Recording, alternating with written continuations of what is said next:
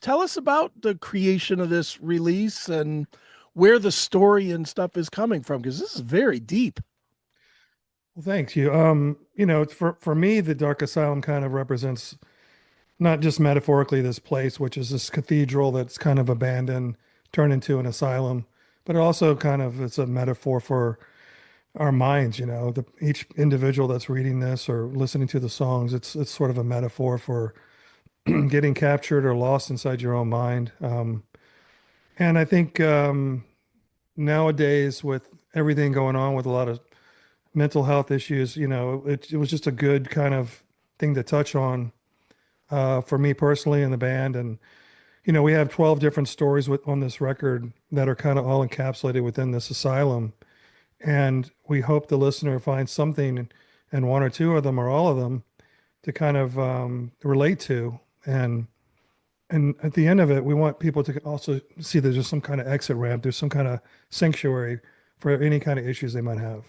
Sure. Is it hard for you to write on a level of kind of realism where so much of what you do is based on forcing the user to you or the listener to use their mind to, to grow with the story?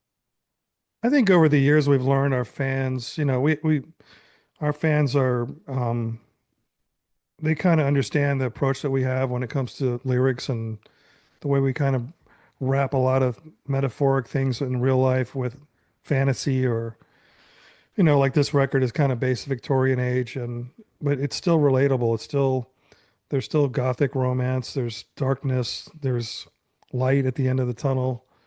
So I think it's just something that we've kind of gotten akin to in a way. And I think our fans expect that. On the other hand, too, we've added a lot of twists and turns on this record that our fans also kind of hope to hear something different and new. And one of the things going into this record, I wanted to bring back some of the gothic elements we had with Silverthorn and Ghost Opera.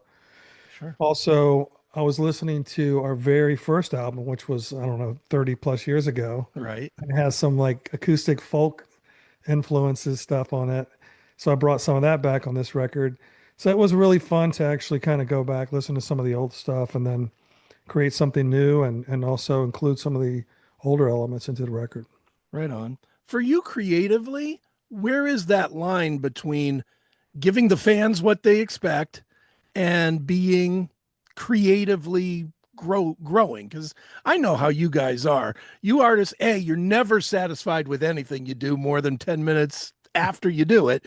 And B, you guys always want to stretch out. You don't want to, as successful as a band like an ACDC is, most artists don't want to, you know, play, repeat, play, repeat. You know what I mean? You guys, especially you with what you've done with Camelot, it's such an expansive sound.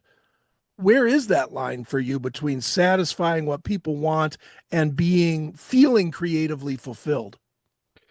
That's a great question. I think that, doing this 30 years, this is our 14th album. We hope that the fans trust us at this point, Right. to not only give them something that they expect, the Camelot DNA, so to speak, but create new music, new art. And that's one of the reasons I think the band is still growing in a crazy sense that we have new fans with each record. We kind of look at each album as our first instead of just being like a legacy band where, hey, let's put out an album just to tour, right? A Mm-hmm. lot of bands do that. But we put everything into each new record and we tour. We play 4 to 5 new songs with the new album, which is crucial for us as artists, and so I think that that whole philosophy of not resting on the laurels of the past, focusing on today and the future, still playing songs from the past, but it's always about like, the here and the now, so to speak. And I think that that's one of the reasons the bands maintain relevancy. Sure.